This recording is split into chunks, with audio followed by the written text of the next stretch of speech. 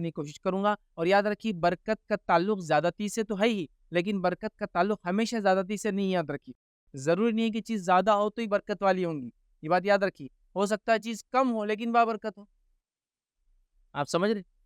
तो ज़्यादती भी बरकत के मायने में शामिल है, लेकिन ज़्यादती ही बरकत नहीं, ये बात आप समझ लें। हो सकता है अल्लाह किसी को कम इनकम दे, लेकिन वो बाबरकत इनकम हो। हो सकता है अल्लाह किसी को कम औलाद दे, लेकिन वो बाबरकत औलाद हो। हो सकता है अल्लाह किसी को कम उम्र दे, लेकिन इतनी बाबरकत उम्र हो कि उस उम्र में ऐसे बड़े-बड़े कारनामे अंजाम करके गए हो कि जिसकी कोई इंतहा नहीं।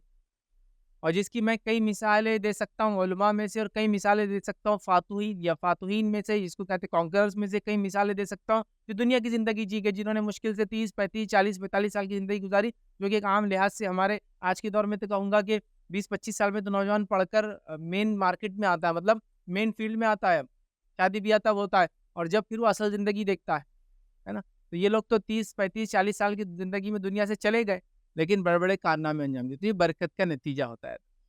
तो बरकत ज़्यादती के मायने में भी इस्तेमाल होती है, लेकिन बरकत का हमेशा माना ज़रूरी नहीं कि ज़्यादा हो चीज़, लेकिन वो कम चीज़ भी खैर वाली हो, कम चीज़ में भी बड़े-बड़े काम हो जाएँ, ये भी बरकत है। हालाँकि बरकत में ये भी शामिल है कि चीज़ में इज़ाफ़ा हो, बाकी रहे, लेकिन ज़रूरी नहीं है, कम उसमें भी अल्लाह रब्बुल इज़्ज़त बरकत वाली ज़िंदगियाँ लोगों को अता कर देता है। तो अब आइए